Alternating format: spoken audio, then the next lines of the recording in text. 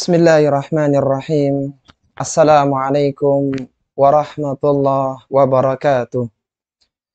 Alhamdulillahi wa kafa.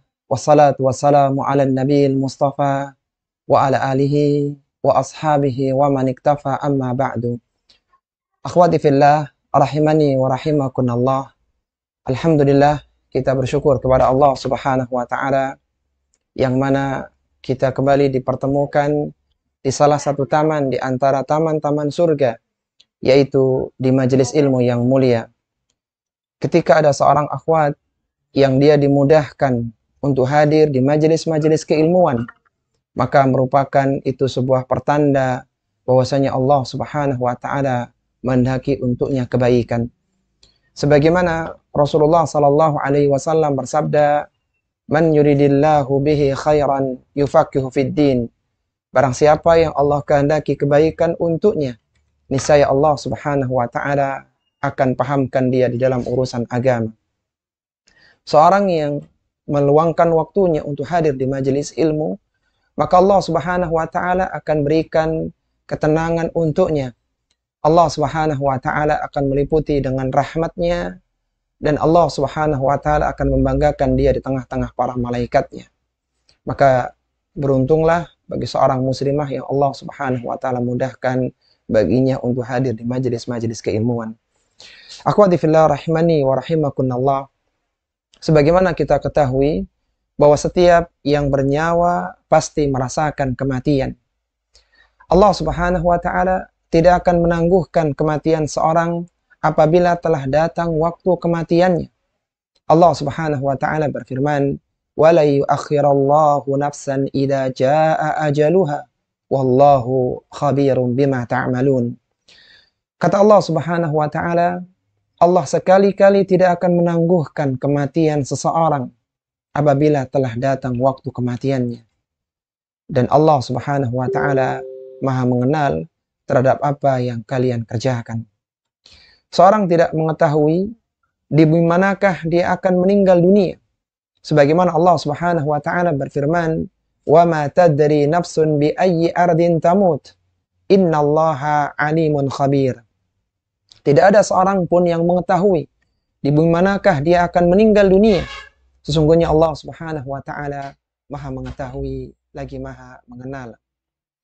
Amalan yang menjadi penentu adalah amalan di akhir usia. Apakah itu amalan kebaikan atau amalan keburukan. Sebagaimana Nabi sallallahu alaihi wasallam pernah bersabda, "Innamal a'malu bi khawatimiha." Sesungguhnya amalan yang menjadi penentu adalah amalan di akhir usia. Seorang yang akhir usianya husnul khatimah, yaitu dia bisa menutup usianya dengan kebaikan, maka ruhnya akan diseru ketika sakaratul maut, dan akan dipanggil pula ketika pada hari kiamat dengan panggilan, "Ya ayyatuhan nafsul mutmainnah, irji'i ila rabbiki radiyatan maradiyah, fadkhuli fi ibadi wadkhuli jannati." Orang-orang yang menutup usianya dengan husnul khatimah, maka dia akan dipanggil, "Wahai jiwa yang tenang, kembalilah kepada Rabbmu dengan hati yang ridha dan diridhai. Masuklah ke dalam golongan hamba-hambaku dan masuklah kalian ke dalam surgaku." Maka seorang muslim dan muslimah tidak boleh memvonis apabila ada seorang yang melakukan dosa bahwa orang itu pasti berujung dengan neraka. Karena kita tidak tahu, bisa jadi dosa yang dilakukannya hari ini tetapi menjadikan dia melakukan taubatan nasuha di ujung usianya, yang menjadikan dia diampuni semua dosa dan kesalahannya. Demikian pula ketika ada seorang yang melakukan amalan kebaikan, maka kita tidak boleh memvonis bahwa dia pasti masuk ke dalam surga. Karena kita tidak tahu apakah ujung dari usianya adalah kebaikan ataukah keburukan. Namun yang tepat, ketika seorang muslimah dia melihat ada saudarinya, ada orang yang melakukan amalan kebaikan, atau dia melihat ada orang yang di akhir usianya menutup dengan kebaikan, maka dia berharap dan mendoakan semoga itu menjadi pertanda kebaikan untuknya yang menyebabkan ia dimasukkan ke dalam surga. Apa kata Al-Hafidz Ibnu Hajar Al-Asqalani rahimahullahu ta'ala dalam kitabnya Fathul Bari bisyarhi Sahihil Bukhari? Beliau mengatakan, semua amalan baik dan buruk hanyalah pertanda, tidak bersifat pasti. Segala urusan berujung pada takdir yang ditentukan sebelumnya. Sehingga jangan sampai seorang ini mendahului Allah Subhanahu wa taala dengan berani memvonis pelaku dosa ini pasti berujung neraka, dan orang yang melakukan kebaikan ini pasti masuk ke dalam surga. Yang ada adalah harapan semoga dia bertobat di akhir usianya, dan orang yang melakukan kebaikan semoga dia dimasukkan ke dalam surga. Akhwati fillah rahimani wa rahimakumullah, ada beberapa tanda yang menunjukkan bahwa seorang itu meninggal dalam keadaan husnul khatimah. Ada 10 tanda. Meskipun sekali lagi kita tidak berani memvonis, tapi ini adalah tanda-tanda yang disebutkan dalam hadis-hadis Nabi sallallahu alaihi wasallam, yang semoga kita termasuk salah satu di antara orang-orang yang mendapatkan tanda kebaikan tersebut. Apa tanda yang pertama? Orang-orang yang meninggal dalam kondisi husnul khatimah. Yang pertama adalah dia bisa mengucapkan syahadat la ilaha illallah. Sebagaimana diriwayatkan dari Mu'adz bin Jabal radhiyallahu taala anhu, ia berkata, Rasulullah sallallahu alaihi wasallam bersabda, "Man kana akhiru kalamihi la ilaha illallah, dakhalal jannah." Barang siapa yang akhir usianya dia bisa mengucapkan la ilaha illallah, maka dia akan masuk ke dalam surga. Sehingga di dalam syariat kita, dalam syariat Islam yang mulia, kita dianjurkan untuk mentalkin orang yang akan meninggal dunia dengan ucapan la ilaha illallah, dengan ucapan la ilaha illallah. Kenapa? Karena kita berharap bahwasanya orang ini bisa menutup usianya dengan kalimat tauhid la ilaha illallah. Suatu ketika Nabi Shallallahu Alaihi Wasallam pernah mendatangi pamannya Abu Talib di detik-detik akhir sebelum Abu Talib meninggal dunia. Rasulullah Shallallahu Alaihi Wasallam mengatakan, ya ammi, qul la ilaha illallah. Wahai pamanku, ucapkanlah la ilaha illallah. Kalimatan uhajju biha indallah. Sebuah kalimat yang aku akan menjadikan itu sebagai hujjah di hadapan Allah Subhanahu wa taala. Tapi Abu Talib menolaknya dan dia meninggal dalam kondisi kekufuran. Pernah pula Nabi Shallallahu Alaihi Wasallam mengunjungi seorang pemuda Yahudi yang mana dia sedang sakit keras. Kemudian ditawarkan oleh Nabi untuk mengucapkan kalimat tauhid la ilaha illallah. Katakanlah la ilaha illallah. Maka pemuda Yahudi itu melihat bapaknya. Kemudian bapaknya mengatakan kepadanya, ati Abul Qasim. Taatilah Abul Qasim. Taatilah Rasulullah Muhammad sallallahu alaihi wasallam. Maka pemuda itu pun mengucapkan kalimat tauhid la ilaha illallah. Apa kata Nabi sallallahu alaihi wasallam setelah itu dia meninggal dunia? Apa kata Nabi sallallahu alaihi wasallam setelah berhasil mentalkin pemuda ini dengan kalimat tauhid la ilaha illallah? Maka setelah selesai beliau keluar dan beliau mengatakan alhamdulillahilladzi anqadahu minan nar. Segala puji bagi Allah Subhanahu wa taala yang telah menyelamatkan pemuda ini dari jurang neraka. Akhwati fillah rahimani wa rahimakumullah. Tentang hadis yang mulia ini, hadis Mu'adz bin Jabal radhiyallahu taala anhu, hadis yang diriwayatkan yang dikeluarkan oleh Abu Dawud dalam sunannya nomor 3116. Hadis ini disahihkan oleh Syekh Al-Albani rahimahullahu taala dalam Sahihul Jami'-nya nomor 6479. Ada kisah yang menarik tentang hadis yang mulia ini yang disebutkan oleh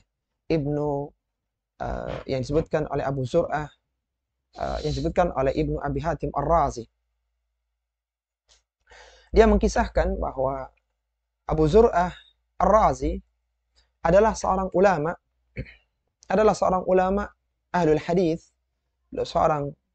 Abu Zur'ah Ar-Razi adalah seorang ulama ilal, seorang ulama yang dia faham tentang penyakit-penyakit hadis, Beliau seorang ulama hadis yang hafal 200.000 hadis. Abu Zur'ah Ar-Razi rahimahullahu taala. Beliau hafal 200.000 hadis seperti orang hafal Qul huwallahu ahad di luar kepala. Suatu ketika Abu Ja'far Muhammad bin Ali, juru tulisnya Abu Zur'ah Ar-Razi rahimahullahu taala menceritakan, kami menemui Abu Zur'ah Ar-Razi di Masyahran ketika dia sakit dalam kondisi sakaratul maut. Maka di sisinya waktu itu ada Abu Hatim Ar-Razi, Ibnu Warah, Mundir bin Sadzan, dan yang lainnya di kalangan para ulama-ulama, dan di antaranya adalah ulama-ulama hadis. Maka Abu Hatim Ar-Razi merasa malu untuk mentalkin Abu Zur'ah Ar-Razi. Bagaimana kiranya kami bisa mentalkin seorang muhadditsin besar, seorang ulama besar di kalangan ulama-ulama muhadditsin tentang kalimat tauhid la ilaha illallah, padahal dia adalah orang yang sangat paham dengan kalimat tersebut. Maka Abu Hatim pun membacakan sanad dari hadis Mu'adz bin Jabal tadi. Dia katakan, haddatsana Bundar qala haddatsana Abu Asim an Abdul Hamid bin Ja'far an Salih walam yujawiz. Dia bacakan sanad dari hadis Mu'adz bin Jabal tadi. Dia katakan bahwasanya telah menceritakan kepada kami Bundar, telah menceritakan kepada kami Abu Asim, telah menceritakan kepada kami Abdul Hamid bin Ja'far dari Salih, kemudian dia berhenti. Dia tidak lanjutkan sanad dari hadis yang mulia tersebut.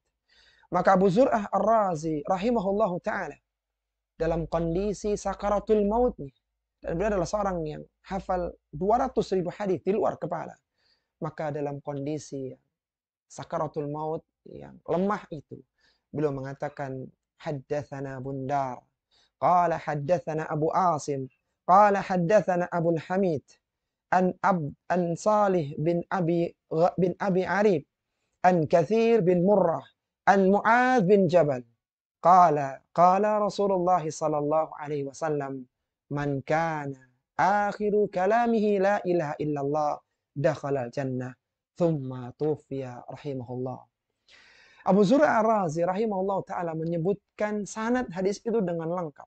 Dia katakan telah menceritakan kepada kami Bundar, telah menceritakan kepada kami Abu Asim, telah menceritakan kepada kami Abdul Hamid dari Salih bin Abi Arib, dari Katsir bin Murrah, dari sahabat yang mulia Mu'adz bin Jabal radhiyallahu ta'ala anhu.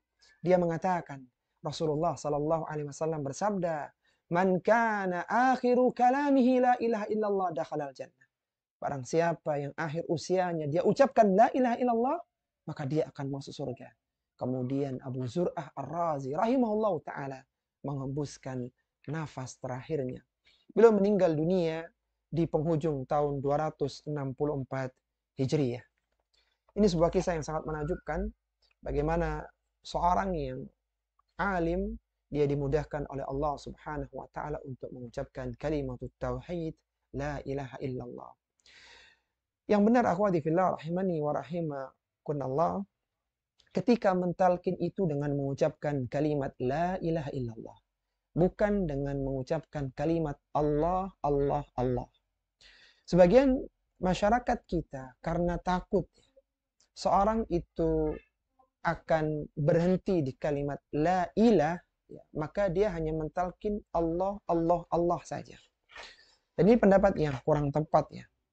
Yang pertama karena menyelisihi dalil, Nabi menyebutkan bahwa talqin itu dengan kalimat sempurna la ilaha illallah. Yang kedua, ketika seorang itu seandainya dia berhenti di kalimat la ilah, seandainya begitu, tapi niatnya dia ingin sempurna, maka Allah lebih tahu apa niat yang ada di hatinya. Kemudian, seandainya orang ini adalah orang yang baik, maka dia akan diberikan kekuatan untuk mengucapkan kalimat tauhid la ilaha illallah. Sebagaimana Allah Subhanahu wa taala berfirman dalam Al-Qur'an, Allah menyebutkan dalam dalam Al-Qur'an bahwasannya orang-orang yang beriman akan diberikan al-qaulus tsabit. Allah menyebutkan yusabbitullahu alladhina amanu bil qawli tsabiti fil hayati dunya wa fil akhirah. Allah akan berikan sebuah peneguhan dengan ucapan yang teguh, yaitu kalimat tauhid la ilaha illallah fil hayati dunya wa fil akhirah. Di kehidupan dunia, yaitu ketika sakaratul maut, dan kehidupan di akhiratnya, yaitu ketika di alam kuburnya. Artinya ketika seorang ini adalah orang yang baik, maka Allah akan mudahkan dia untuk mengucapkan la ilaha illallah.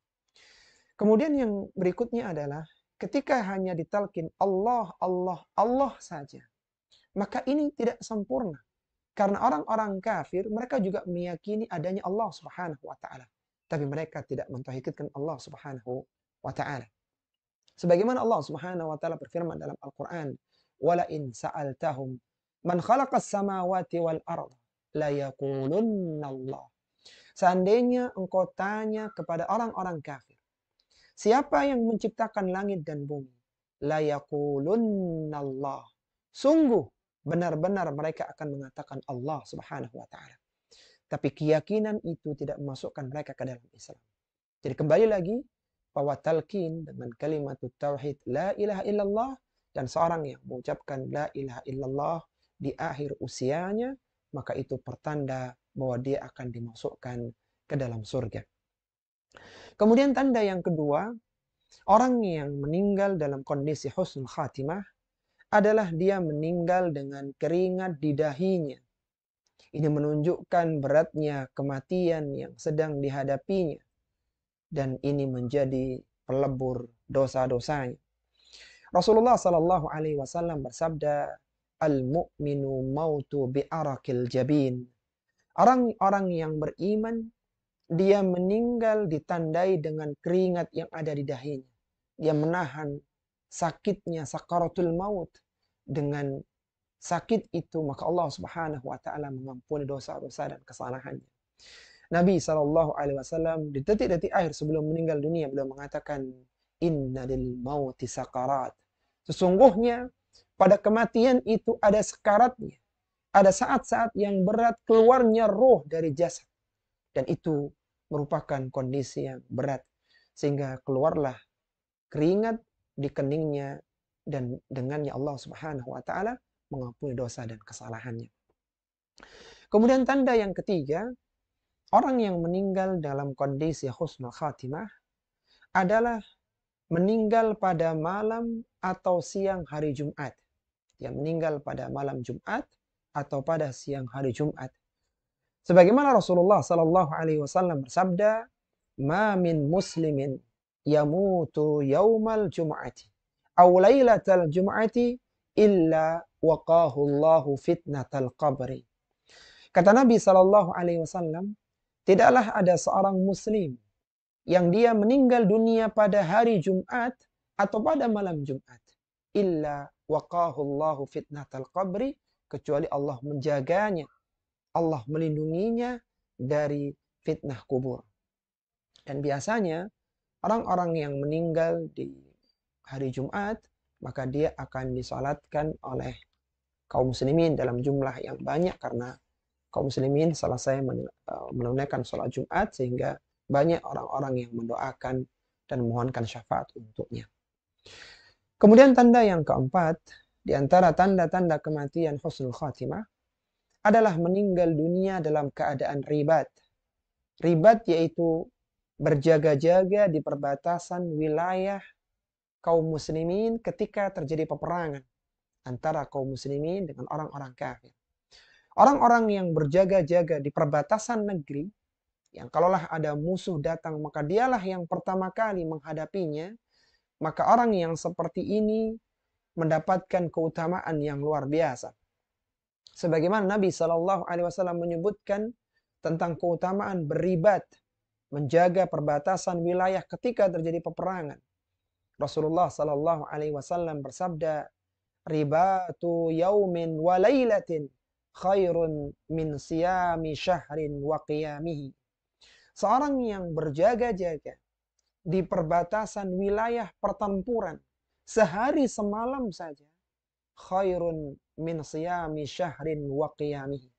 Pahalanya lebih baik daripada dia berpuasa selama 1 bulan, siang harinya dan malamnya dia salat tahajud.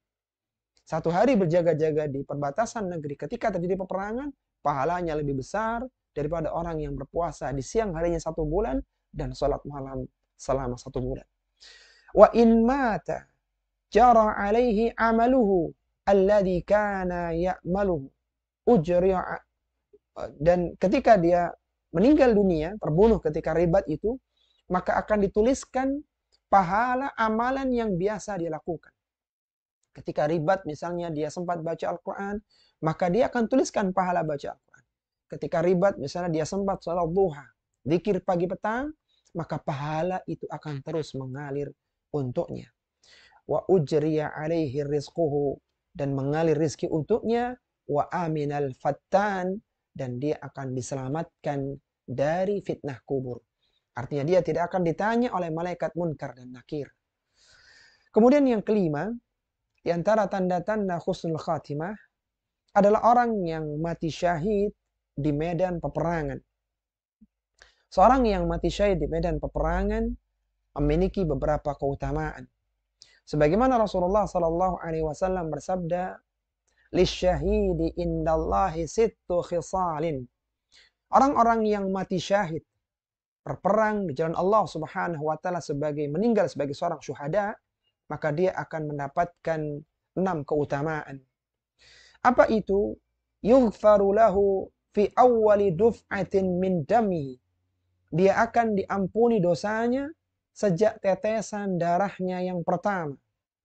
Wa yura maq'adahu minal jannah, dan ditampakkan tempatnya di surga. Wa yujaru min adzabil qabri, dan dia dilindungi dari azab kubur. Artinya dia tidak terkena azab kubur. Wa ya'manu min faza'il akbar, dia akan dilindungi, dia akan diselamatkan dari goncangan besar hari kiamat. Wa yuhalla hullatal iman, dia akan dihiasi dengan perhiasan keimanan.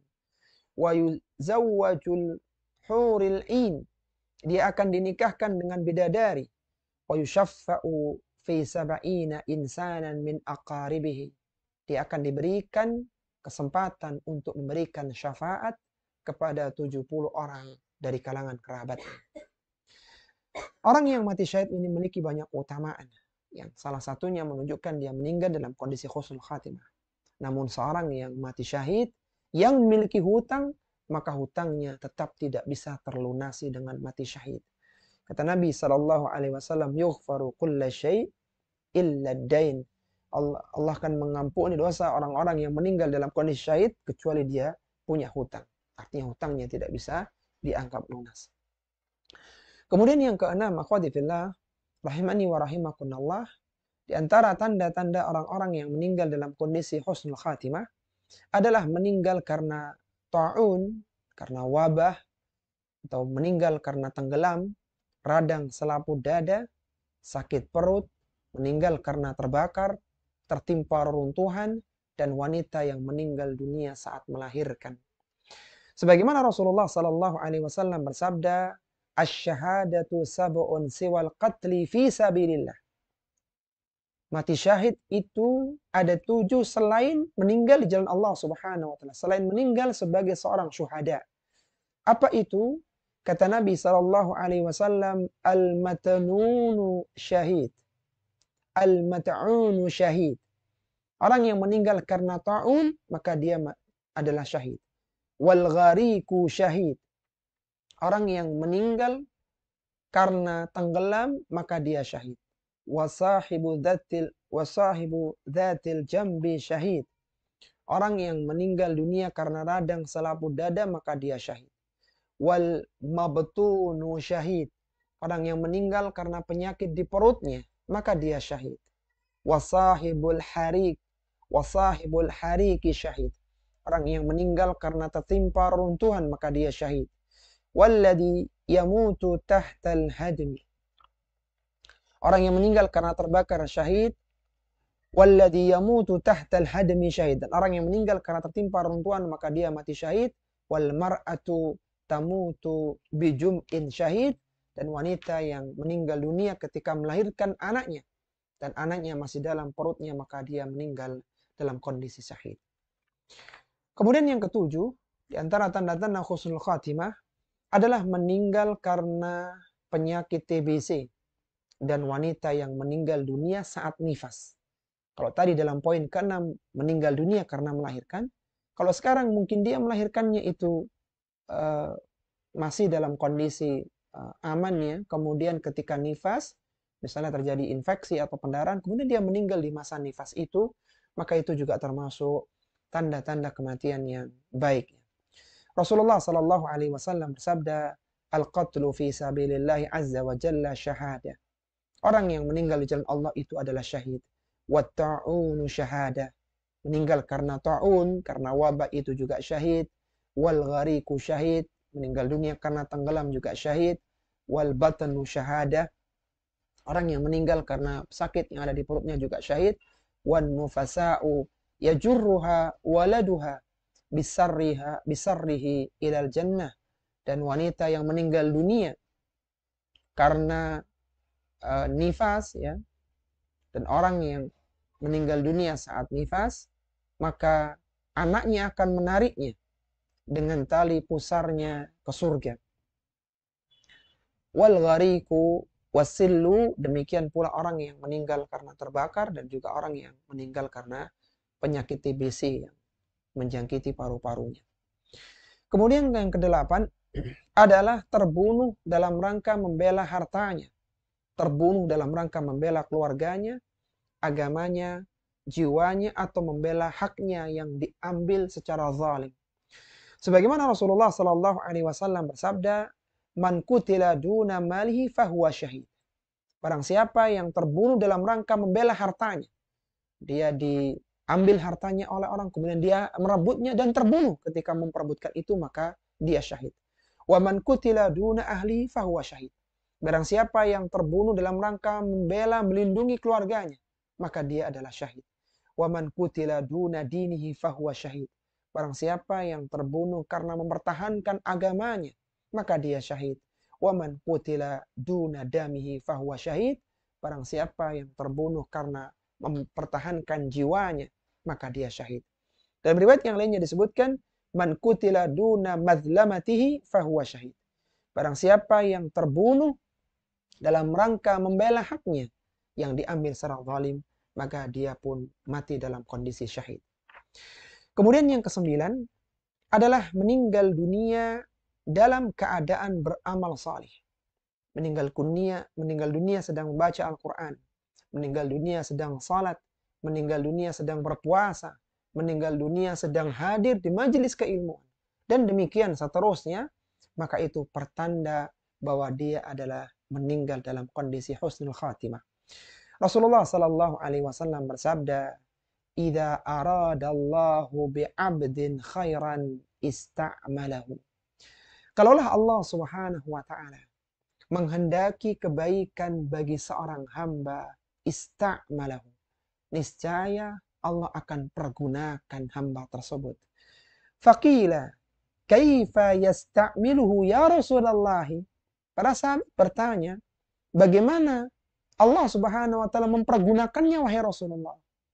Maka kata Nabi sallallahu alaihi wasallam, qala yuwaffiquhu li amali salihin qabla al-mauti.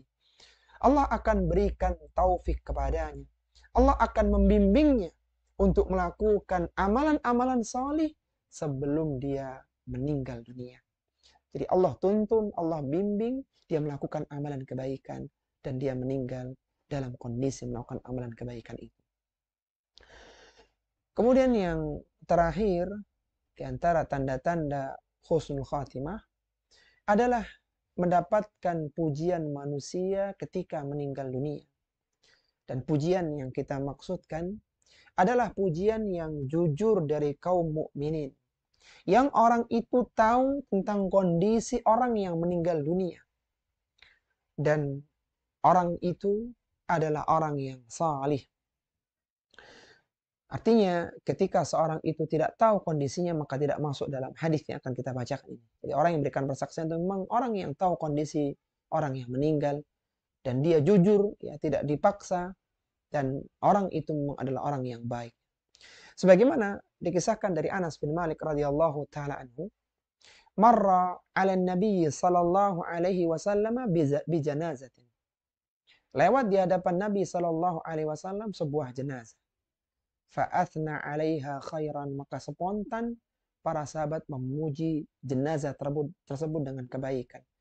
Faqala, maka Nabi bersabda, wajabat, orang ini, jenazah ini wajib mendapatkannya.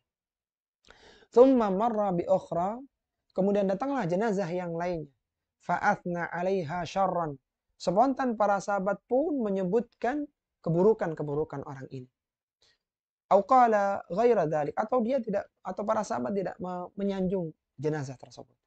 Faqala, maka Nabi sallallahu alaihi wasallam mengatakan wajabat, jenazah ini wajib mendapatkannya. Faqila, maka sahabat bertanya, ya Rasulullah, qulta li hadza wajabat wa li hadza wajabat. Engkau mengatakan untuk jenazah yang pertama wajib mendapatkan, untuk jenazah yang kedua wajib mendapatkan. Apa kata Nabi sallallahu alaihi wasallam? Syahadatul qaumil mu'minuna syuhadaullahi fil ardi. Persaksian kaum mukminin bagi mukmin yang lainnya, bagi orang-orang yang beriman yang lainnya, syuhadaullahi fil ardi, merupakan persaksian Allah Subhanahu wa taala di bumi. Jadi seorang yang mukmin, dia mempersaksikan mukmin yang lainnya, dia jujur dan dia tahu kondisi orang yang meninggal, maka ini pertanda pujian yang dia berikan itu pertanda bahwa orang itu meninggal dalam kondisi husnul khatimah. Coba kita ulangi dulu akhwati fillah rahimani wa rahimakumullah. Ada 10 tanda husnul khatimah. Apa tadi yang pertama? Meninggal bisa ucap syahadah. Meninggal dengan mengucapkan syahadat, Masya Allah. Baik. Kemudian yang kedua? Keringat di dahinya. Meninggal dengan keringat yang ada di dahinya, luar biasa. Yang ketiga? Meninggal pada malam atau siang Jumaat. Meninggal pada malam atau siang hari Jumat. Taib, luar biasa. Yang keempat? Ribat, berjaga-jaga dalam peperangan. Iya, beribat. Ya, seorang yang meninggal ketika berjaga-jaga di perbatasan Mekah ketika terjadi peperangan. Taib, luar biasa. Yang kelima? Syahid di medan peperangan. Mati syahid di medan peperangan. Masya Allah. Yang keenam? Wabah seperti tenggelam, terbakar, tertimpa runtuhan, sakit perut atau wanita yang melahirkan. Masya Allah, luar biasa. Jadi meninggal karena penyakit taun, kemudian meninggal karena tenggelam, ya karena radang di selaput dada, sakit perut, terbakar, tertimpa runtuhan, serta wanita yang meninggal saat melahirkan. Tapi kemudian yang ketujuh, mana ini yang lainnya ini? Nifas, wanita dalam nifas meninggal dunia. Masya Allah, wanita yang meninggal dunia dalam kondisi nifas dan meninggal karena penyakit TBC. Ya. Baik, kemudian yang kedelapan. Terbunuh dalam membela harta keluarganya atau agamanya. Iya, terbunuh karena membela hartanya, keluarganya, agamanya, jiwanya, serta haknya yang terambil secara zalim. Yang kesembilan. Meninggal dalam keadaan beramal soleh, solat, baca Quran atau puasa. Masya Allah, meninggal dalam kondisi beramal soleh, seperti solat, baca Quran, ya, dan yang semisalnya. Baik, kemudian yang terakhir, akhwati fillah. Mendapatkan pujian manusia, tapi ianya harus jujur. Iya, mendapatkan pujian dari manusia, yang memberikan pujian ini orang yang jujur, ya, artinya memang jujur. Iya, keluar dari pengakuannya. Tapi luar biasa, mumtaz ya. Baik, sebelum kita buka sesi diskusi akhwati fillah rahimani wa rahimakumullah. Ini ada beberapa kiat untuk mendapatkan husnul khotimah. Kita mohon kepada Allah Subhanahu wa taala semoga kita bisa mengakhiri usia kita dengan husnul khotimah. Allahumma inna nas'aluka husnul khotimah. Taib, ada beberapa kiat ya yang bisa kita lakukan sebagai ikhtiar semoga kita diwafatkan dalam kondisi husnul khatimah. Kiat yang pertama adalah menjaga tauhid dan tidak berbuat kesyirikan. Karena orang-orang yang beriman, yang dia menjaga tauhidnya, dia menjauhi berbagai bentuk kesyirikan, niscaya Allah Subhanahu wa taala akan teguhkan dia di penghujung usianya. Sebagaimana Allah Subhanahu wa taala berfirman, Yuthabbitullahu alladhina amanu bil qawli tsabiti fil hayati dunya wa fil akhirah. Allah Subhanahu wa taala akan meneguhkan orang-orang yang beriman bil qawli tsabit. Kata Abdullah bin Umar radhiyallahu taala anhuma, yang dimaksud dengan al-qaulu tsabit adalah kalimatut tauhid la ilaha illallah. Allah akan kuatkan dia dengan kalimat la ilaha illallah. Kapan itu? Fil hayatid dunya. Ketika sakaratul maut di dunia, wa fil akhirah, dan ketika di alam kuburnya. Kata Nabi Shallallahu Alaihi Wasallam menyebutkan tentang tafsiran ayat yang mulia ini, surat Ibrahim pada ayat yang ke-27. Beliau menyebutkan tentang penguatan seorang mukmin dengan al-qaulu tsabit di kehidupan akhirat. Kata Nabi Shallallahu Alaihi Wasallam, al-muslim idza su'ila fi qabri fayashhadu an la ilaha illallah wa anna muhammadar rasulullah wa dzalika qauluhu yuthabbitullahu alladhina amanu bil qawli tsabiti fil hayati dunya wa fil akhirah. Kata Nabi Shallallahu Alaihi Wasallam, seorang muslim ketika di alam kuburnya, ketika dia ditanya oleh malaikat Munkar dan Nakir, siapa Rabbmu, siapa nabimu, dan apa agamamu? Kemudian waktu itu dia bisa mengucapkan syahadat la ilaha illallah. Dia bisa mengucapkan syahadat asyhadu an la ilaha illallah wa anna muhammadar rasulullah. Maka itulah yang dimaksud dalam firman Allah al-qaulu tsabit yang disebutkan di kehidupan akhiratnya. Taib, kemudian yang kedua adalah berupaya istiqamah di dalam melakukan amalan salih. Amalan yang dicintai oleh Allah Subhanahu wa taala, amalan yang istiqamah, amalan yang dawam, yang kontinu, yang terus-menerus. Meskipun amalan itu tidak besar. Sebagaimana Rasulullah sallallahu alaihi wasallam bersabda, "I'lamu anna ahabbal amal ilallahi adwamuha wa in qalla." Ketahuilah bahwasanya amalan yang dicintai oleh Allah Subhanahu wa taala adalah amalan yang adwamuha, yang dawam, yang kontinu, yang terus-menerus, wa in qalla, meskipun sedikit. Ketika antunna terbiasa membaca Al-Quran setiap pagi, maka rutinkanlah. Ketika antunna terbiasa membaca zikir pagi petang, maka biasakanlah. Ketika antunna biasa menjaga sholat rawatib, maka biasakanlah. Ketika biasa sholat duha 4 rakaat, maka jangan ditinggalkan. Ketika terbiasa sedekah setiap hari, maka jangan dilalaikan. Amalan-amalan yang istiqomah seperti ini adalah amalan dicintai oleh Allah Subhanahu wa taala. Ketika seorang istiqamah di dalam sebuah amalan dan menjadi kebiasaan, maka besar peluangnya dia akan diwafatkan sesuai dengan amalan yang biasa dia lakukan. Allah akan menjadikan dia wafat ketika dia melakukan amalan yang sudah biasa dia lakukan. Betapa banyak orang yang meninggal dunia ketika dia salat berjamaah karena dia rutin menjaga salat berjamaahnya. Betapa banyak orang yang meninggal dunia ketika membaca Al-Quran karena dia tidak pernah meninggalkan baca Qurannya. Dan demikian seterusnya. Siapa Utsman bin Affan radhiyallahu taala? Utsman bin Affan adalah seorang sahabat, adalah seorang khulafaur rasyidin yang beliau ketika bulan Ramadan itu dalam satu hari bisa menghatamkan Al-Quran dengan 4 kali hatamannya. Bukan 4 juz, tapi 4 hataman dalam satu hari Ramadan. Maka lihatlah bagaimana Utsman bin Affan di penghujung usianya. Ketika para pemberontak mengepung rumahnya dengan 2.000 orang di tanggal 18 Dzulhijjah tahun 35 Hijriah.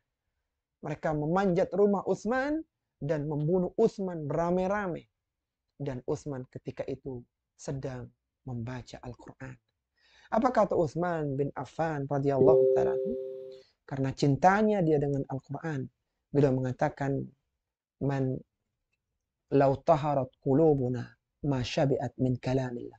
Seandainya hati kita bersih, niscaya kita tidak akan pernah puas dengan kitabullah, dengan Al-Quran Karim. Kemudian yang ketiga adalah bertaubat dan berupaya untuk memperbaiki diri. Ketika seorang tergelincir dalam dosa dan kemaksiatan, maka hendaknya dia segera kembali kepada Allah Subhanahu wa taala. Karena ketika seorang terjerumus dalam dosa dan kemaksiatan, maka itu menjadikan kematian yang buruk baginya. Wal iyadzu billah. Tapi ketika dia segera bertaubat, maka Allah Subhanahu wa taala akan mengampuninya dan menjadikan Allah Subhanahu wa taala mengangkat derajatnya dan masukkannya ke dalam surga. Kata Allah Subhanahu wa taala, "Ya ayyuhalladzina amanu tubu ilallahi taubatan nasuha asa rabbukum ay yukaffir ankum sayyi'atikum wa yudkhilakum jannatin tajri min tahtiha al-anhar." Wahai orang-orang yang beriman, bertaubatlah kalian kepada Allah Subhanahu wa taala dengan taubatan nasuha. Mudah-mudahan Allah Subhanahu wa taala menghapuskan kesalahan-kesalahan kalian dan masukkan kalian ke dalam surga yang mengalir sungai-sungai di bawahnya. Kemudian kiat yang keempat adalah memperbanyak doa. Karena seorang tidak tahu bagaimana penghujung usianya. Hendaknya dia berdoa kepada Allah agar ditetapkan di atas Islam dan sunnah sampai kematian menjemputnya. Di antara doa yang bisa dibaca adalah Rabbana la tuzigh qulubana ba'da idh hadaitana wa hab lana min ladunka rahmah innaka antal wahhab. Atau membaca doa ya muqallibal qulub tsabbit qalbi ala dinik Allahumma musarrifal qulub sarrif qalbi ala ta'atik. Kemudian yang terakhir adalah berprasangka baik kepada Allah Subhanahu wa taala. Ketika seorang itu dijadikan dia sempat mengalami masa-masa kritis, masa-masa yang dia tidak bisa lagi melakukan amalan kebaikan, masa-masa yang dimana dia tidak bisa bergerak karena tinggal menunggu detik-detik kematiannya, maka saat itu hendaknya dia berprasangka baik kepada Allah Subhanahu wa taala. Ketika itu dia berprasangka baik dengan berharap Allah Subhanahu wa taala akan mengampuni dosa dan kesalahannya, dan dia berharap Allah Subhanahu wa taala akan masukkannya ke dalam surga. Dia tidak boleh berburuk sangka kepada Allah. Dia tidak boleh berpikir bahwasanya Allah akan memasukkannya ke dalam neraka, Allah akan menyulitkan dia setelah kematian. Tidak boleh seperti ini. Dia harus husnuzan. Allah akan menerima rohnya. Allah akan menerima rohnya dan menempatkannya di dalam surga. Dan itu merupakan bentuk husnuzan kepada Allah Subhanahu wa taala. Apa kata Nabi sallallahu alaihi wasallam? Beliau berpesan, la yamutanna ahadukum illa wa huwa yuhsinu billahi dhann. Janganlah salah seorang di antara kalian meninggal dunia kecuali dia telah berbaik sangka kepada Allah Subhanahu wa taala. Inilah akhwati fillah rahimani wa rahimakumullah, 5 kiat agar seorang bisa meninggal dalam kondisi husnul khatimah, dan kita mohon kepada Allah Subhanahu wa taala agar Allah Subhanahu wa taala membimbing kita, memudahkan kita meninggal dengan baik dalam kondisi husnul khatimah. Ini yang bisa kita bahas pada materi kali ini. Kalau ada yang ingin didiskusikan, dipersilahkan.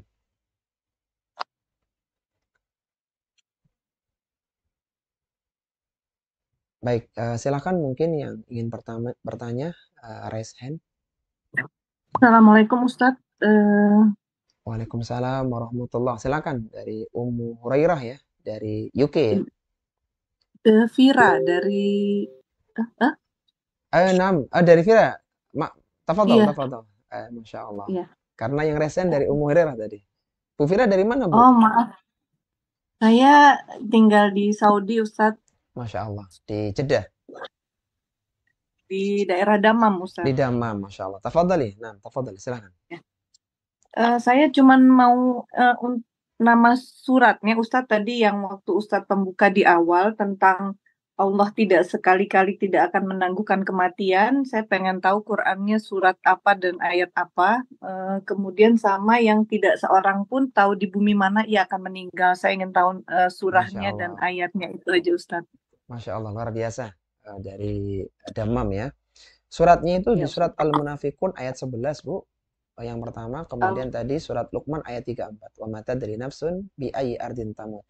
Itu ada di buku sebenarnya, Bu. Antona sudah gabung ada di buku grup? Ya, Ustaz? Iya, ada di buku. Saya udah di grup. Oh, ada di sudah buku, di grup. Iya, silakan. Bisa dirujuk ke sana. Ya. Barakallahu fikum. Baik, Ustaz. Jazakallah khair. Wa jazakumullah khairan. Nah, tafadhali Ummu Hurairah dari UK ya. Dari United Nah, Kingdom. bismillah. Assalamualaikum warahmatullahi wabarakatuh, Ustaz. Waalaikumsalam warahmatullahi wabarakatuh. Silakan, Bu. Alhamdulillah. Nah, ini ada pertanyaan dari Ibu Nila yang dari London. Kebetulan beliau menyimak melalui YouTube, Ustaz. Jadi Masya Allah. menitipkan pertanyaannya kepada Ana. Nam, tafadhol. Baik, Ana bacakan pertanyaannya. Jika Ana sebelum pergi naik kendaraan apa saja, Ana sudah membaca di dalam hati syahadat. Apakah jika mati karena kecelakaan, apakah Ana husnul khotimah, Ustadz? Demikian pertanyaannya. Baik, Masya Allah. Pertanyaan sangat bagus ya. Dari UK juga ya Bu pertanyaannya? Nah, dari Ibu Nila. Oh Nila, dari London ya. Nggih. Masya Allah, luar biasa. Baik, pertanyaan sangat bagus ya dari UK tentang seorang muslimah yang ketika dia naik kendaraan, kemudian dia mengucapkan syahadat atau la ilaha illallah, apakah ketika dia meninggal dunia termasuk husnul khotimah ya? Secara nas dalil memang tidak ada ya, tidak ada yang seperti ini. Tetapi ketika seorang niatnya tulus ya, apalagi dia safarnya itu adalah safar ibadah, di sana dia naik pesawat akan umroh begitu, maka dia tawakal kepada Allah Subhanahu wa taala. Seandainya naudzubillah terjadi apa-apa, insya Allah dia meninggal dalam kondisi kebaikan karena dia sedang menuju di tempat yang mulia. Tetapi ketika tadi yang ditanyakan adalah melafatkan itu dalam hati menjadi salah satu ciri husnul khotimah, maka kita belum mendapatkan hadisnya ya. Tidak ada. Tapi secara umum ketika tujuannya adalah kebaikan, misalnya dia berangkat ini akan silaturahmi ya, pulang ke negerinya ya, mengunjungi orang tuanya, ini kan amalan kebaikan ya, silaturahmi. Misalnya dia naudzubillah meninggal dunia dalam perjalanan itu, maka insya Allah meninggal dalam kondisi husnul khotimah ya, sebagaimana disebutkan dalam dalil tadi ya. Wallahu taala a'lam. Nah, tafadhali Ibu Alvita Yuliani ya dari UK. Masya Allah, UK ini banyak ini. Assalamualaikum warahmatullahi wabarakatuh. Ustadz, Waalaikumsalam kedengaran suaranya Ustadz? Jelas Bu. Tafadhali, Oh silakan. iya. Ustadz mau tanya untuk doa yang dua tadi ya, yang ya muqallibul qulub sabit qalbi ala dinik, sama yang satu lagi yang Rabbana la tuzigh qulubana ba'da idh hadaitana wa hab lana min ladunka rahmatan innaka antal wahhab. Itu yang terbaik itu dibacanya ketika sholat, apakah ketika sujud atau sebelum salam atau di luar sholat? Iya, Masya Allah. Luar biasa pertanyaan dari UK ya, dari Ibu Alvita. Secara umum, akhwati fillah, rahimani wa rahimakumullah, kita disyariatkan untuk berdoa terutama di waktu-waktu yang mustajab. Allah Subhanahu wa taala berfirman, "Ud'uni astajib lakum." Berdoalah kalian kepada aku, niscaya aku akan mengkabulkannya. Dan di antara doanya tadi, doa untuk kita mohon keteguhan hati. Betapa banyak orang yang awalnya dia terdepan dalam membela dakwah Islam, dakwah sunnah. Itu di awal-awal dia hijrah. Tapi dengan berjalannya waktu, kena fitnah ya, kena berbagai macam ujian, sehingga dia, naudzubillah min dzalik, dia berubah menjadi orang yang menghalangi dakwah sunnah yang mulia. Maka itu semua adalah hati. Allah lah yang membolak-balikkan hati manusia. Maka kita mohon kepada Allah dengan doa-doa tadi. Kembali dalam pertanyaan, kapan dibacanya? Secara umum boleh dibaca kapanpun, terutama di waktu yang mustajab. Dan waktu mustajab yang paling utama adalah di sepertiga malam yang terakhir. Karena ketika itu Allah Subhanahu wa taala turun ke langit dunia. Sebagaimana Nabi SAW bersabda, "Yanzilu Rabbuna ila sama'id dunya." Rabb kalian turun ke langit dunia di sepertiga malam yang terakhir. Itu dibaca di sepertiga malam terakhir. Karena di waktu-waktu yang lainnya tidak ada kesempatan seperti itu. Ketika itu Allah menyebutkan dalam hadits qudsi, barang siapa yang minta ampunan, aku akan ampuni. Barang siapa yang minta permohonan, aku akan penuhi permohonannya. Dan bisa juga dibaca di antara adzan dan iqamah, bisa dibaca ketika tasyahud akhir sebelum salam, dan berbagai waktu-waktu yang mustajab yang lainnya, di malam Lailatul Qadar ya, dan banyak lain. Secara umum silakan dibaca kapanpun, terutama di waktu-waktu yang mustajab, dan waktu yang paling mustajab adalah di sepertiga malam yang terakhir. Karena ketika itu Allah Subhanahu wa taala turun ke langit dunia ya. Wallahu taala a'lam. Baik, silakan Ibu Retno dari Malaysia ya. Assalamualaikum Ustaz, izin bertanya. Waalaikumsalam warahmatullahi wabarakatuh. Masya Allah, tengah malam itu Bu, di Malaysia ini ya? Iya, pukul 11.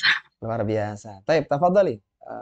Ini saya mau tanya tanda-tanda kematian husnul khotimah, salah satunya adalah mati syahid. Iya. Di situ ada hal di sisi Allah ya. Mendapatkan 6 hal itu, salah satunya adalah diampuni dosanya sejak tetesan darahnya yang pertama.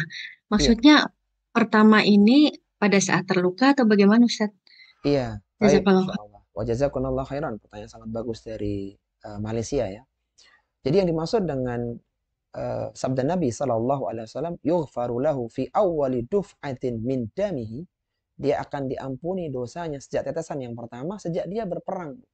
Jadi ketika perang kan dia terluka, mungkin dia lari untuk mengejar musuhnya, kemudian dia tersandung dan berdarah. Nah, ketika darah keluar itu, sejak darahnya menetes itu Allah ampuni dosanya. Sampai kapan ya? Sampai dia meninggal dunia. Jadi semakin banyak darah yang keluar, semakin banyak dosa yang akan Allah ampunkan. Yaitu khusus untuk orang yang meninggal mati syahid di medan peperangan. Dan orang yang meninggal ketika perang tidak perlu di kafani. Jadi meninggal langsung dalam kondisi baju yang berlumuran darah itu. Nanti pada hari kiamat dia akan dibangkitkan dengan baju tersebut, tapi baunya sangat harum sekali. Ya. Wallahu ta'ala a'lam. Baik, silakan Ibu Yuni dari USA ya. Dari USA, silakan Bu Yuni.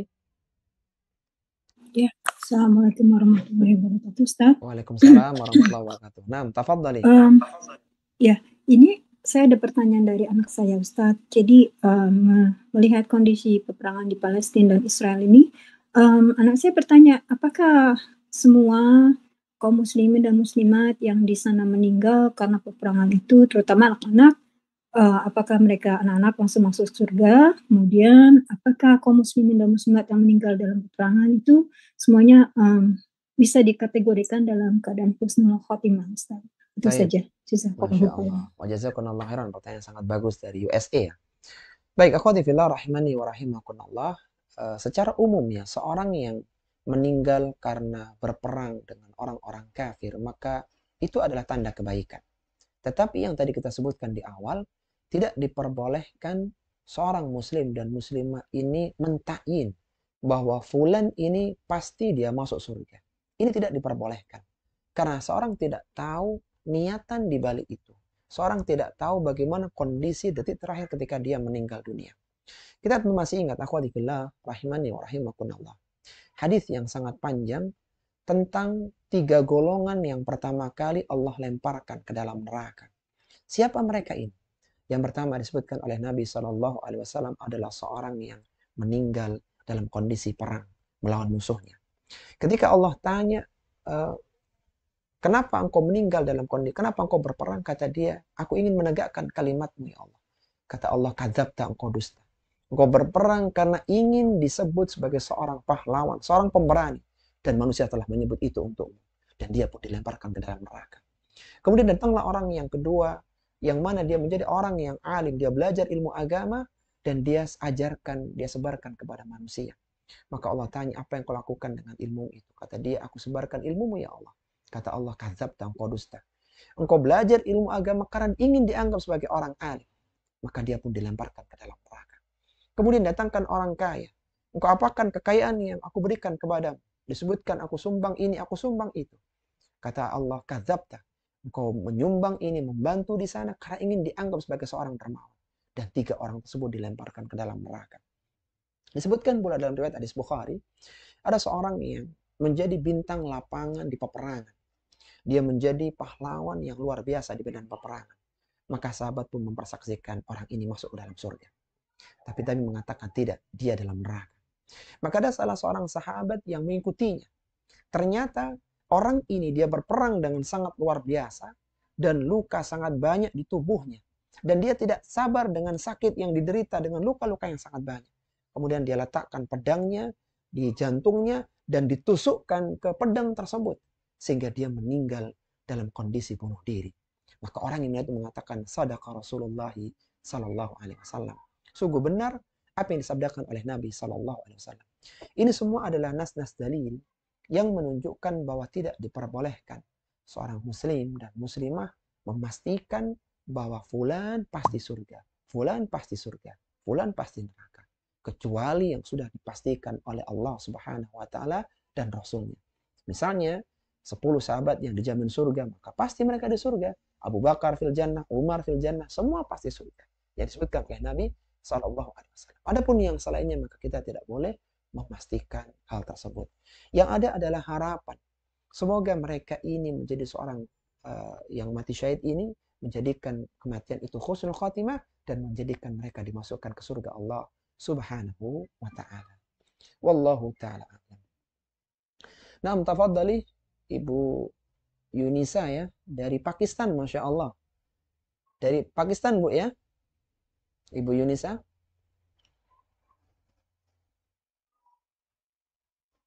Silakan Ibu Yunisa dari Pakistan.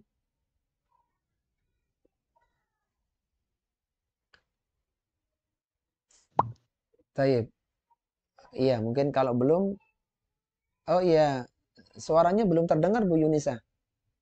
Mungkin belum dibuka kayaknya mic-nya Bu. Silakan Bu, dibuka mic-nya. Iya. Iya, Masya Allah, Pakistan luar biasa bergabung ini.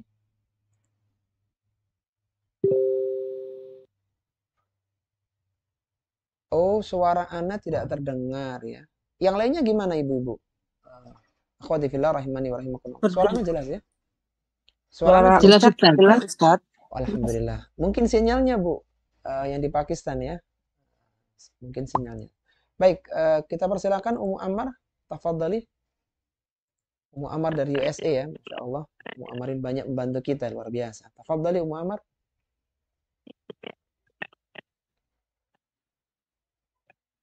Iya, sinyal aman ya, Ummu Ammar. Suaranya putus-putus kayaknya ya, atau di tempat Ana ini? Assalamualaikum Tidak, Ustadz. Suara Ummu Ammar tidak keluar sepertinya Ustadz. Oh iya. Ustadz, maaf suaranya di sini tidak terdengar Ustadz, kecil sekali ya. Suara Ana ya Bu, kecil ya. Padahal sinyal penuh nih, alhamdulillah. Untuk yang lainnya aman ya Bu? Di Ana terdengar jelas Ustadz. Oh, Alhamdulillah. Alhamdulillah Ustadz sudah. Sepertinya sinyal Bu. Ini Bu Ida Rosyad dari Swedia Iya, juga. alhamdulillah Ustadz sudah Ustadz. Nah, tafadhali. Silakan. Dari Pakistannya di mana Bu? Ibu Saya di Karachi Ustadz. di Karachi, luar biasa. Nah, tafadhali Ibu Yunisa.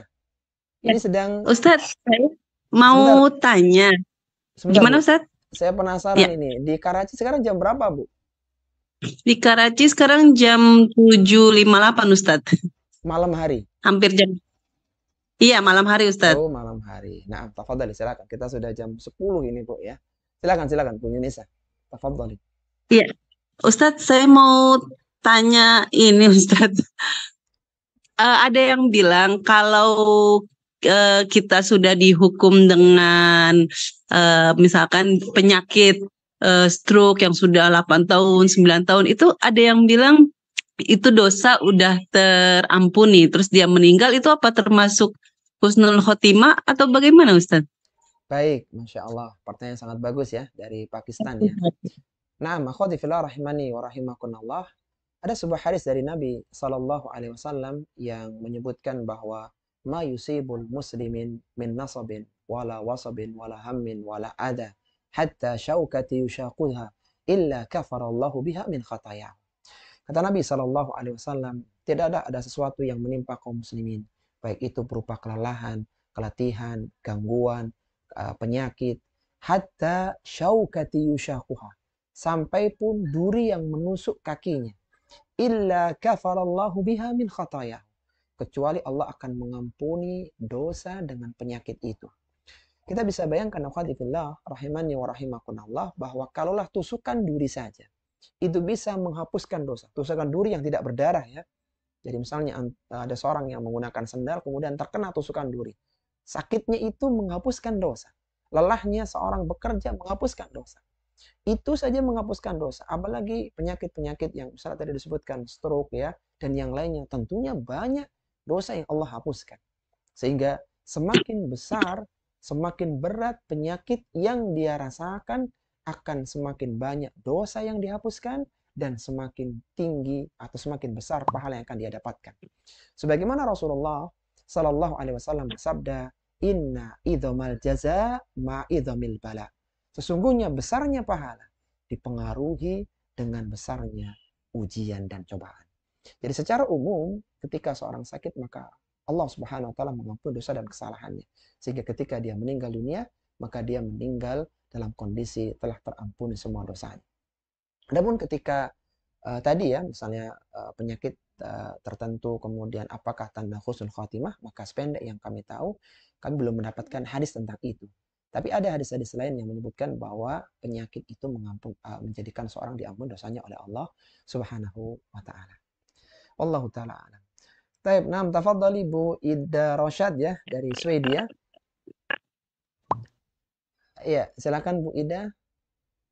Iya Ustaz, Assalamualaikum warahmatullahi wabarakatuh Ustaz. Waalaikumsalam warahmatullahi Assalamualaikum Ustaz. Ayakumullah. Semoga Ustaz selalu dalam lindungan Allah Subhanahu wa taala dan Amin, juga wa keluarga iyyakum. Ustaz serta jemaah muslimah daurah luar negeri ini ya Ustaz ya. Amin ya Masya rabbal Allah. alamin.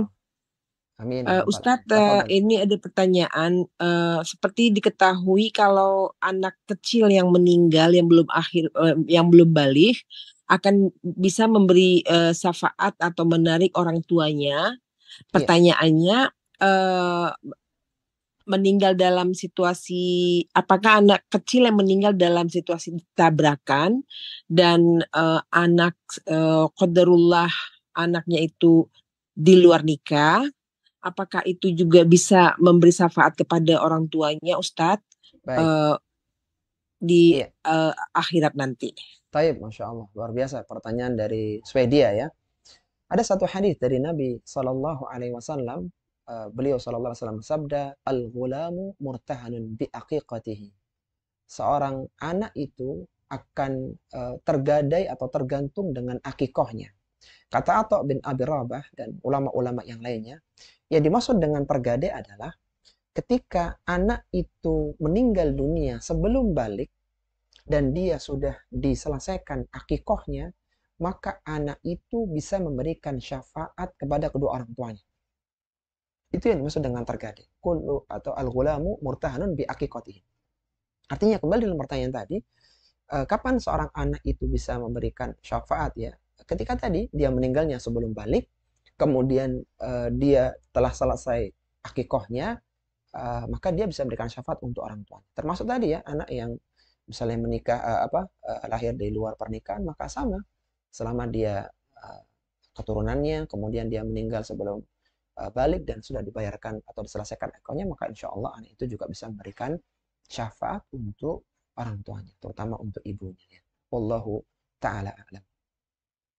Nah, tafadhali dari Ibu Malahayati ya dari Singapura, Masya Allah. Nah, tafadhali Bu dari Singapura.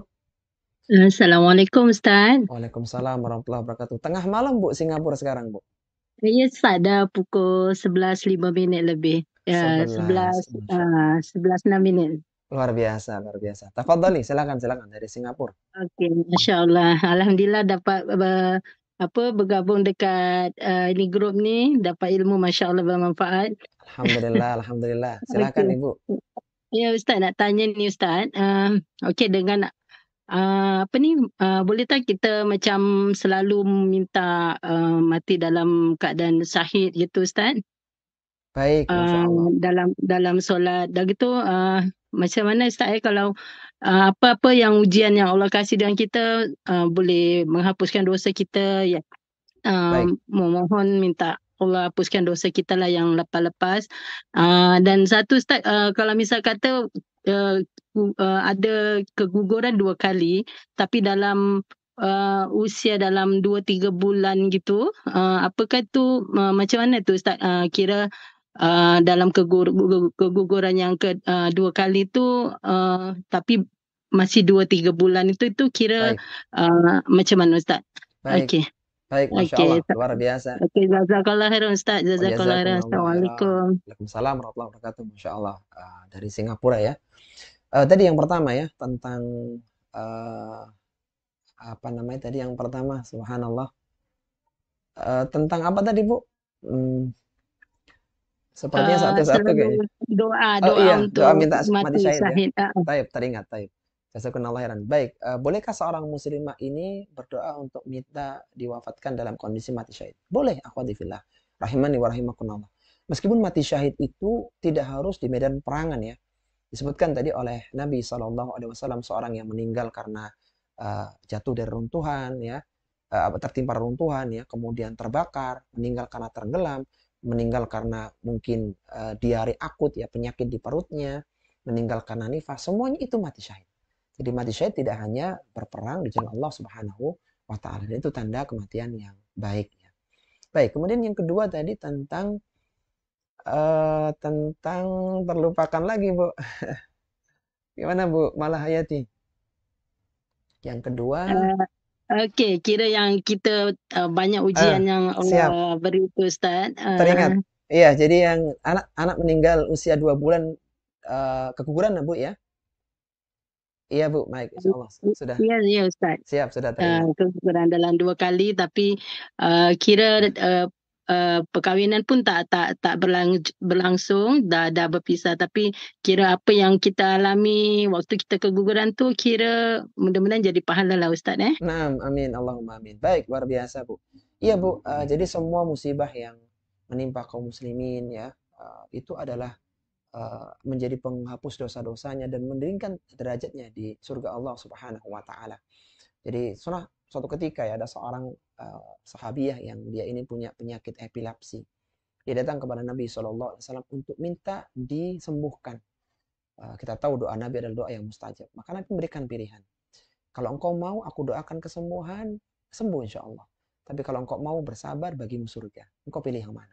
Kemudian dia mengatakan, ya Rasulullah, aku bersabar dengan penyakitku ini. Maka, tapi aku minta satu hal ya Rasulullah, ketika epilepsiku kambuh, doakan aku semoga auratku tidak terbuka. Maka Rasulullah pun mendoakan. Dan dia bersabar dengan penyakitnya sampai kematian mendatanginya. Ini menunjukkan bahwa musibah apapun yang menimpa kaum muslimin, itu menjadi penghapus dosanya dan meningkatkan derajatnya di surga. Namun di dalam permasalahan tadi ada sudut pandang fikih yang perlu kita kenalkan juga ya. Ketika ada seorang atau ketika ada janin yang meninggal di bawah 120 hari, di bawah 4 bulan, maka itu tidak dianggap sebagai seorang anak begitu ya. Karena belum ditiupkan ruh untuk janin tersebut. Berbeda ketika kegugurannya misalnya setelah 4 bulan, setelah 120 hari. Maka dia diberi nama, kemudian dia disebutkan ya, artinya masuk dalam jajaran keluarga, dimakamkan di makam kaum muslimin, dimandikan dan seterusnya. Tapi kalau di bawah itu maka tidak dianggap sebagai anak. Termasuk darah yang keluar pun itu bukan darah nifas ya, bukan darah nifas ketika belum sampai 80 hari minimalnya. Iya, belum sampai 80 hari. Menurut pendapat Syekh Utsaimin rahimahullah ta'ala. Taib, mungkin yang terakhir ya. Oh, Masya Allah, mungkin yang terakhir nanti Ummu Amar nanti ya Allah ya. Silakan dari Jepang ya. Ibu Agung Ratih ya. Assalamualaikum warahmatullahi wabarakatuh, Ustaz. Assalamualaikum warahmatullahi wabarakatuh. Di Jepang jam berapa, Bu? Tengah malam juga ini? Sekarang sudah jam 12:11 malam, Ustaz. Masya Allah, luar biasa ini. Ya, semoga semakin besar pahala antun. Tafadhali dari Jepang. Ya. Nah, semoga Allah Subhanahu wa taala selalu melindungi Ustaz, keluarga serta tim Daurah Muslimah Internasional ini, Ustaz. Amin. Afwan, ana ingin bertanya, Ustaz.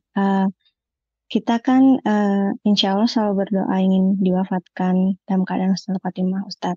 Iya. Kemudian apakah tepat meletakkan doa tersebut kepada orang yang sudah meninggal, Ustaz? Karena sering ditemui ketika ada orang yang meninggal, kita mendoakan semoga wafatnya husnul khotimah, begitu Ustaz. Jazakallahu khairan, Ustaz. Wa jazakumullahu khairan. Luar biasa pertanyaan dari Jepang ya. Baik, secara umum akhwati fillah, kita boleh berharap ya. Terutama orang-orang yang meninggal dalam kondisi baik. Misalnya dia meninggal sedang baca Quran, meninggal sedang hadir di majelis keilmuan, meninggal dalam kondisi sholat, maka kita katakan semoga fulan atau fulana ini husnul khotimah. Kenapa kita ucapkan seperti ini? Karena kita tidak tahu. Bisa jadi orang itu dia melakukan ibadah tapi bukan karena lillah. Dia melakukan ibadah karena misalnya ingin sanjungan manusia. Kita tidak tahu hatinya. Dan itu sangat berbahaya sekali. Maka kita tetap berharap semoga husnul khotimah. Meskipun zahirnya dia adalah orang yang yang meninggal dalam kondisi kebaikan. Itu diperbolehkan. Tapi Masya Allah yang terakhir dari Ummu Ammar ya. Iya Ustadz. Afwan, jazakumullahu khairan Ustadz. Iya. Iya. Silakan Ummu Ammar. Mungkin ya langsung dan singkat Ustadz. Silakan, Assalamualaikum warahmatullahi wabarakatuh. Waalaikumsalam Ustadz, warahmatullahi wabarakatuh. mengenai penjelasan Ustadz tadi bahwa kita harus berprasangka baik kepada Allah Subhanahu wa taala. Tetapi di sisi lain Ustadz, terkadang ketika iman kita turun, kita melihat misalnya ada anggota keluarga yang makin lama makin sering meninggalkan sholat.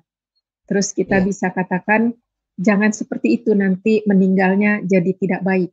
Nah, itu misalnya kalau seorang ibu pun jadi punya kekhawatiran, takutnya anak saya meninggal su'ul khotimah, atau itu ada dengan sendirinya Ustadz. Tidak ingin ada pemikiran jelek, tapi karena kelakuannya tidak baik, apakah bisa menyambungkan antara kelakuan yang tidak baik tapi berkeyakinan bahwa Allah akan memberikan hidayah. Tetapi ini juga mungkin bukan untuk anak atau keluarga, untuk diri sendiri Ustadz. Bagaimana menyambungkan itu Ustadz?